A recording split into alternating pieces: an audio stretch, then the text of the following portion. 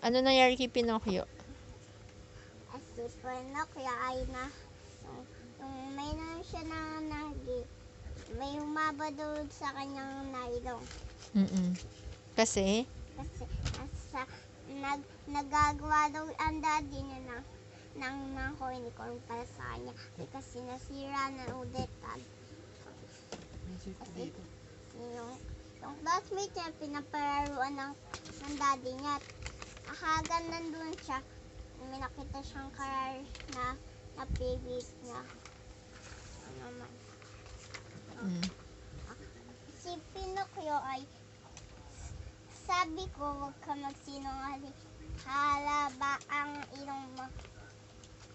Sabi daw ni Pinocchio, hindi na po ako magsisinungaling. At dapat, at yung Mr. may classmate siya. Namakoy na daw siya wala na daw mahaba. Tapos yung kanyang, meron daw siya yung sabi daw daddy na was dead. No, it's not that. Sabi daw. Bawal humaba tuloy. Ayan, kasi sinungaling. Nahiya siya si Pinocchio. Ay, sabi daw nito ng isang babae, bawal daw siya magsinungaling. Ang isang babae ay si Fairy. Si Fairy.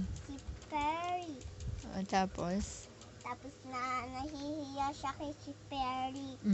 Tapos matinig lang.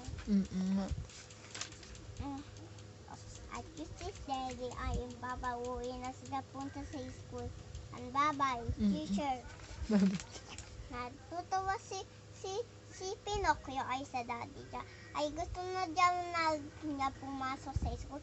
At saka magbasa ng libro. Wala na.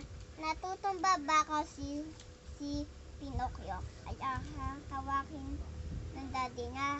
Habang siya nandun sa upuan, natutumba pala.